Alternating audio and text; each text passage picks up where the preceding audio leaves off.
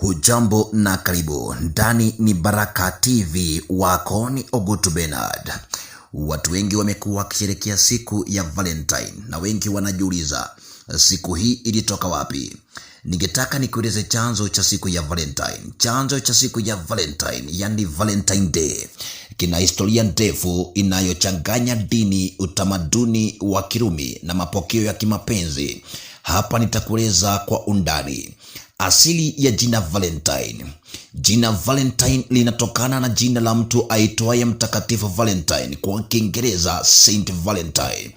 Inasemekana aliishi katika karne ya 3 karibu mwaka wa 269 baada ya Kristo, wakati wa utawala wa Claudius, mfalme wa dola ya Roma.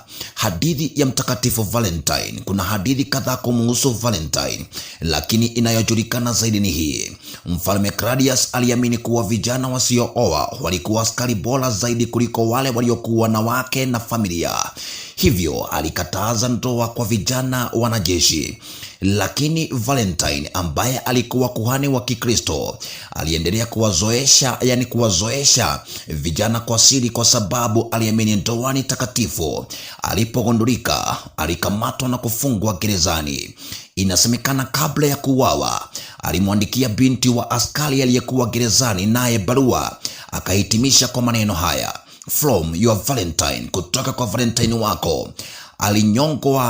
Alinyongwa au kuuawa tarehe 14 Februari, na hapo ndipo siku hiyo ikaanza kuhusishwa naye. Uhusiano na tamaduni za Kirumi. Kabla ya Ukristo kuenea, Warumi walikuwa na sherehe ya kupigania itwayo Lupercalia, iliyodhihirishwa katikati ya mwezi wa Februari tarehe 13 hadi tarehe 15 Februari.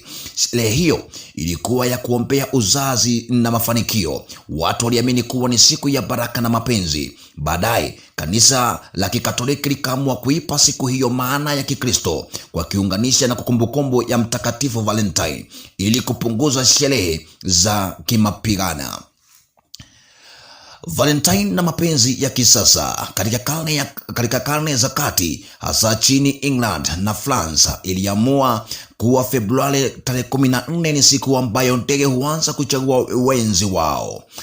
Kadiri muda uliopita, watu walianza kutumiana kadi za mapenzi, kutoa maua hasa waridi, kutoa zawadi kama chokoleti, kuandika ujumbe wa kimapenzi. Valentine leo tarehe 14 huadhimishwa duniani kote kama siku ya wapenzi, wachumba, wanandoa, marafiki wa karibu. Ingawa si sikukuu ya kidini rasmi kwa Wakristo wote, bado ina asili ya Kikristo na kihistoria.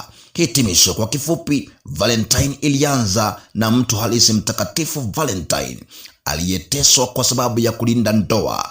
Aliunganisha na sherehe ya zamani za Warumi. Baadaye ikawa siku ya kuadhimishwa kimapenzi duniani kote. Ni hayo tu niko nayo kwa sasa. Langu jina ni Ogutu Bernard.